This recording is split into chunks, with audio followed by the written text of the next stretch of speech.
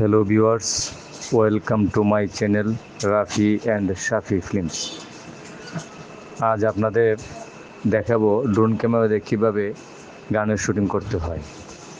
আজ যে গানটির শুটিং করছি, গানের শিরোনাম হচ্ছে আই লাভ ইউ। নৃত্য পরিচালনা মাইকেল বাবু, অভিনয়ে ইশরাত জাহান ও পার্থ খান, ডিরেক্টর ইমদাদুল হক মিজান। এটা একটি সিনেমার গানের শুটিং।